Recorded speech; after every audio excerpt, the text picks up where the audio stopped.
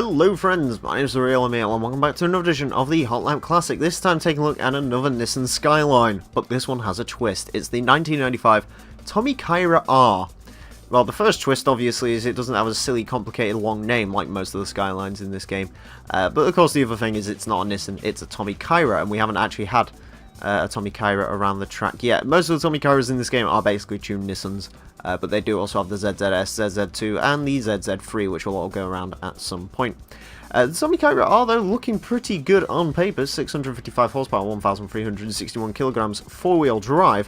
Of course, does not have the race mod that the R33 did, but it's got a little bit less power, I think, so it should be interesting to see where this matches up to the R33 that went round before. Anyways, it's going to have 6 laps of the Motorsports Land tracks at the best time it possibly can. Our current leader is a Suzuki called Spikes Peak Edition. That's at a time of a 28.209. Tommykaira unlikely to beat that. I forgot to mention as well, this car was requested by Emile and Milch.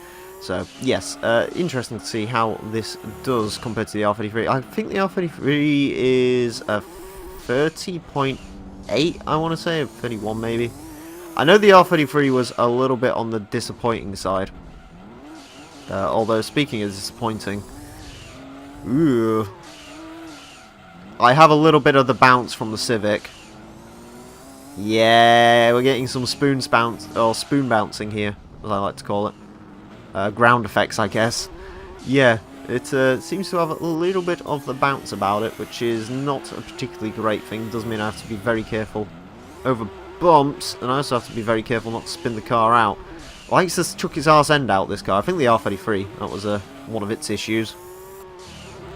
But yeah, there's quite a few of these sort of Tommykaira tuned Skylines. I believe there's 5 of them in total. There's this one, which goes based off the R33. There's the R34 one, R32.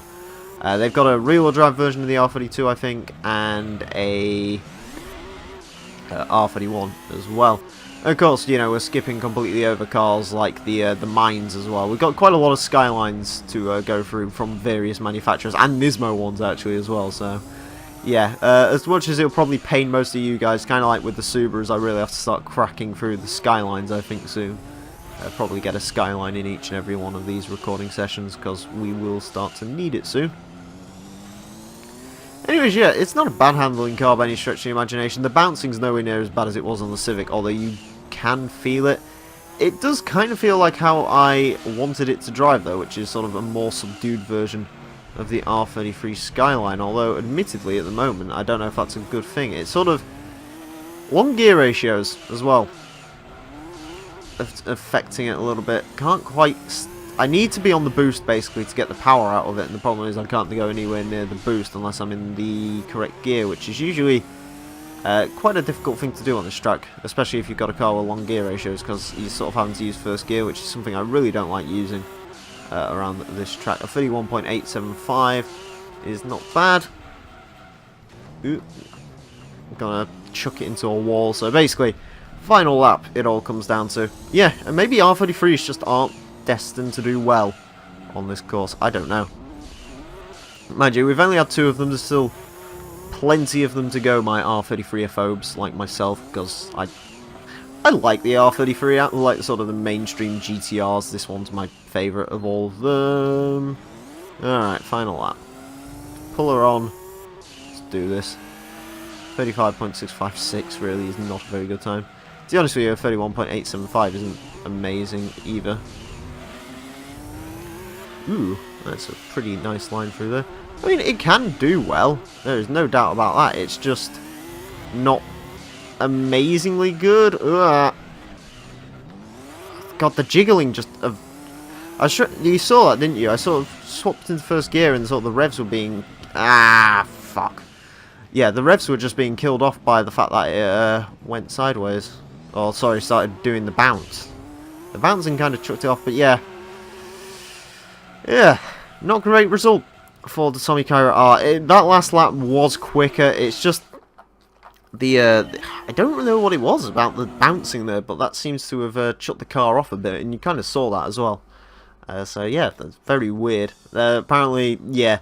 Okay, yeah, the second lap would have been quicker, I think, but I'm not sure by how much.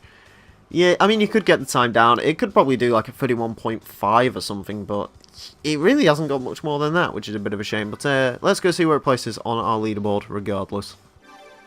On to the leaderboard then, and the Tommykaira R goes into 44th place with a 31.875, beating out the Venturi Atlantique 300 Biturbo, Citroen Zaxo, the TVR Cerbera 4.2, losing out to the Nissan 300ZX, interestingly enough.